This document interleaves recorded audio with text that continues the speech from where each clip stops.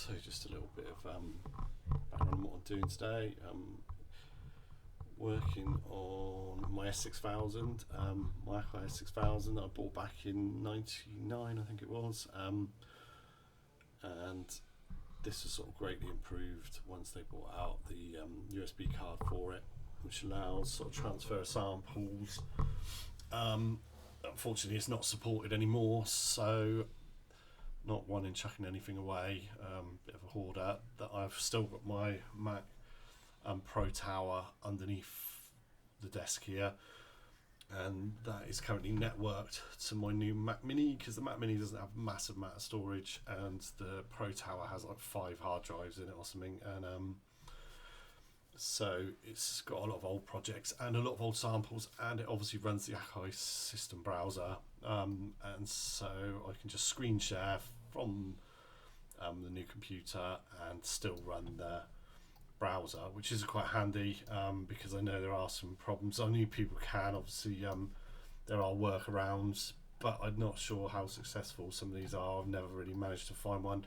It's pretty rock solid on this machine, as it's been on here for however many years it has. It doesn't really have too many crashes, to be fair. Occasionally, if the file transfers are too big, it kind of just blips out after a bit, because it essentially, when it's sending the folders, it has to read back through the folders, and I always find that once you've sort of got to about 4 or 5 folders full of samples, by the time it's read through those and it then goes to open the next folder, sometimes it crashes. So it's as long as you kind of got an idea of where you were, you can just manually drag the samples back into the folder that was created that are empty. And so yeah, I essentially put a hard drive recently in the S6000, and this shows up in a browser here. So this is a look at the actual what's loaded into it.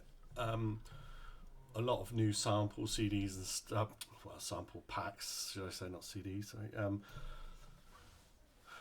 Don't sort of tend to be compatible, either because of the way the samples are named. Like here, they might have a hashtag and stuff in them.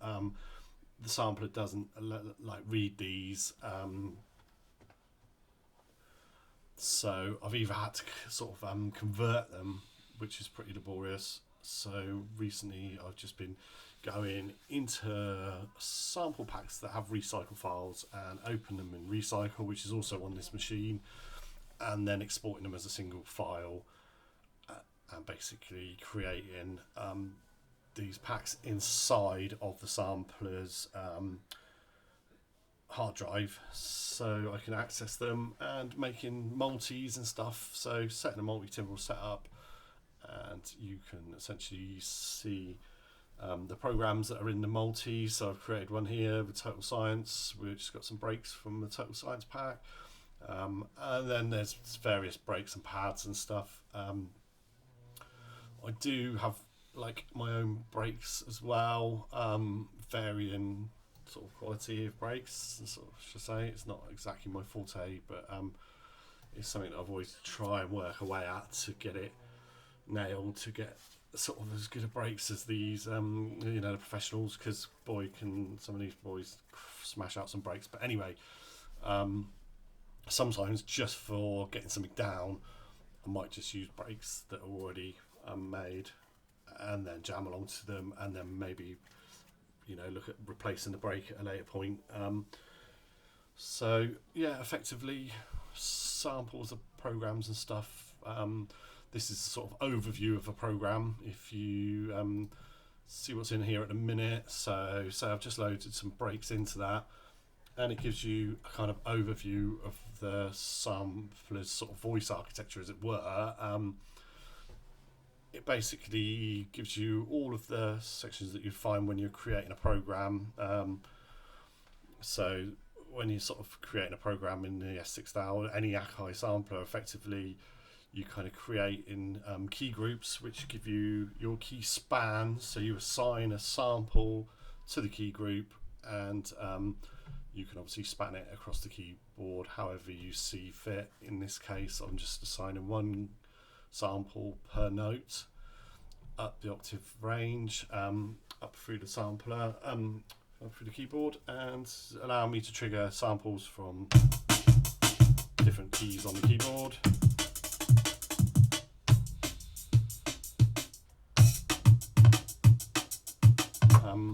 Yeah, and effectively it's done within this part of the program. It's just a lot easier to assign a sample to the sampler and the key groups. Creating a program in the Akai browser, I find it's obviously can be done in the sampler itself, but unless you've got an actual ASCII keyboard or whatever, it makes naming it quite hard. So naming a program, naming the samples, etc. in the app browser is a lot easier through the Akai system browser. Yeah, and then you're effectively creating a AKP, which is an Akai program file, and this is what it looks like. And from this, you can effectively sort of manipulate any of the samplers, kind of sort of like synthesize a voice architecture in that you've got your filter cut-offs, your filter types, there's a lot of filters in there, resonance, and then you've got your filter envelopes, your amp envelopes, auxiliary envelopes, which is all linked to the APM matrix, kind of as it were, which is the sort of Akai's old style pin modulation sort of routing. So you kind of assign the LFO to the filter cutoff. There is no direct way to cut off the filter with a MIDI CC or anything on the S6000. As far as I know, if anyone else is aware that there is, you can let me know. But as far as I know, it's just done through the APM.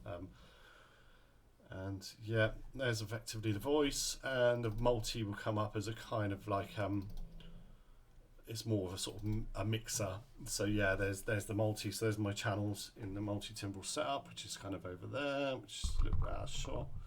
But the multi is here, and the programs are all assigned to a separate channel, the MIDI channels, and I can obviously, in this case, just for demonstration, assign a few of them to the same MIDI channel so that by hitting one note,